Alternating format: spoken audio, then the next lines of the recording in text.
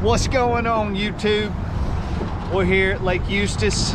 It is approximately 6:45-ish on a Wednesday morning. 6:56, I was off. We're backing in the boat, getting ready to go. It's our first time out. Gonna go do some exploring, see what happens. So check out the video, hit the like and subscribe. The SC River Guide. Thank y'all.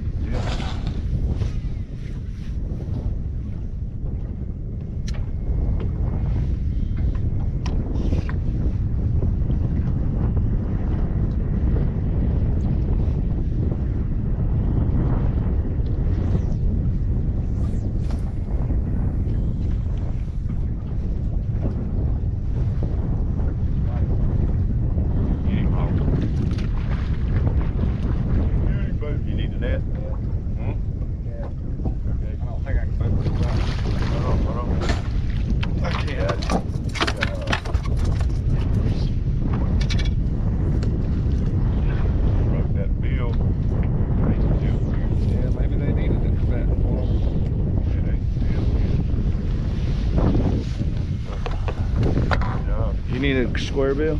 Hey, you need me to get this going? What? You gonna keep it? No. Yeah, that might be might be one of them days where nobody can catch it. I mean, I don't think he weighs. I don't think he weighs 2 pounds.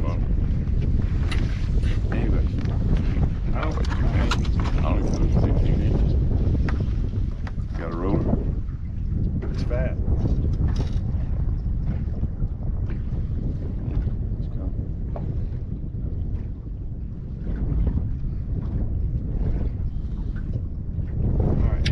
Go ahead. I just took. I got video of it.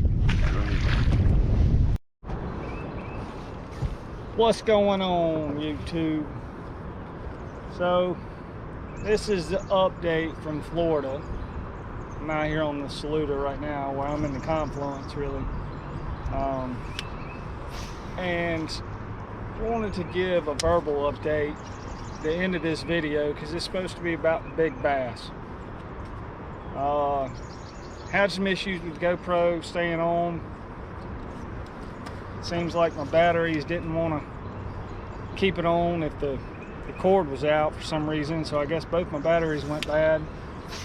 Even though I had it power plugged to it the whole time, the power was getting knocked loose and unknowingly, and it was damaging the files that it had recorded. So to fill you in on the gaps in the video, you know, we rode around. First 2 days we got there, got to meet some cool people. Got to meet Gussie, Jeffrey Gustafson. I guess that's how you say his name. Sorry if that's wrong, bud. Gussie. We'll leave it that way. But super great guy. Just so nice. Like, just an amazing athlete. Great sportsman. You know, I haven't met many professional bass fishermen, but if they're all like that, this should be the #1 sport in the world. But had a great time, rode around. We saw some things we liked. We ended up choosing Bouclair as our first place to go. Reason we chose that place is we found some good vegetation. We found some good vegetation that we liked.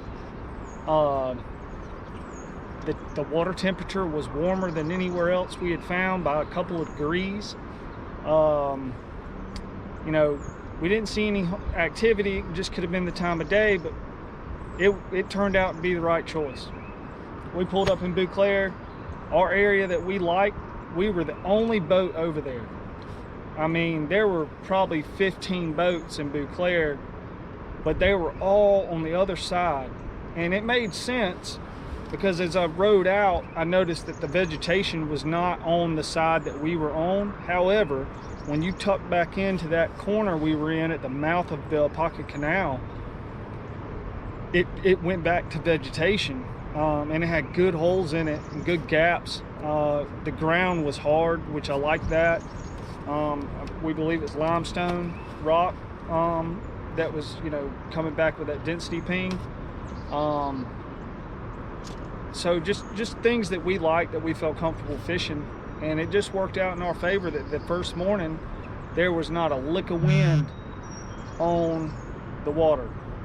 And people think I'm crazy when I say it was a shad spawn, but gosh, I mean, it appeared to be a shad spawn. I was seeing bait in the water.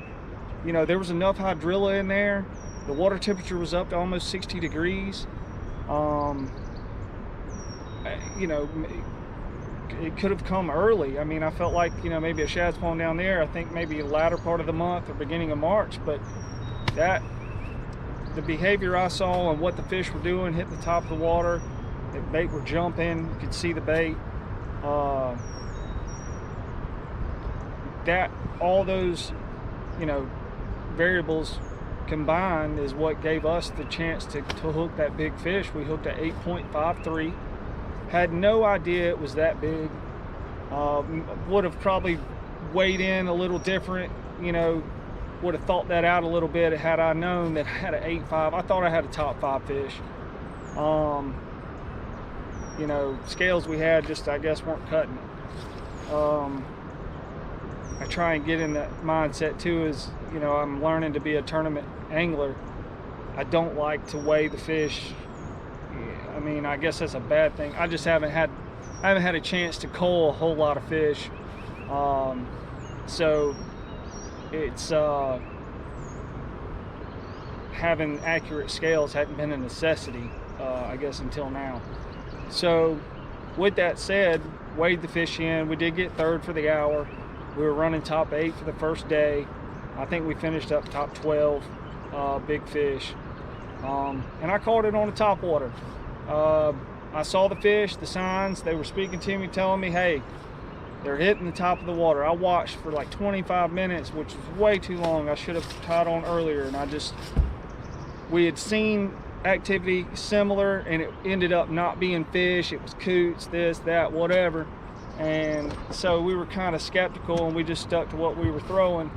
And then finally I was like, screw this. I threw the top water over there, first cast. And I did the way I know how to do it. When you got calm, still water, my pop said, yeah, hey, throw it out there, let it sit, let the rings dissipate, everything calm down, and then twitch it again. And I did that once, let the rings go, twitched it, boom, she sucked it in. So thanks, Pop. You know, appreciate you up there looking down for us, looking out for us. And that's how it went.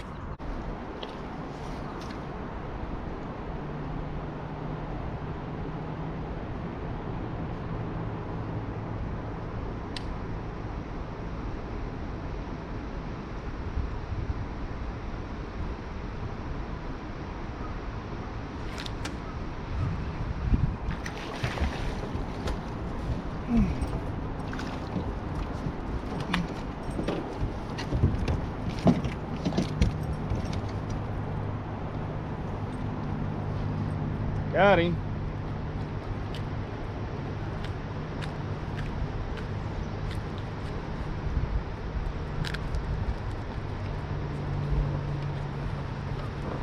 Tried to run with it.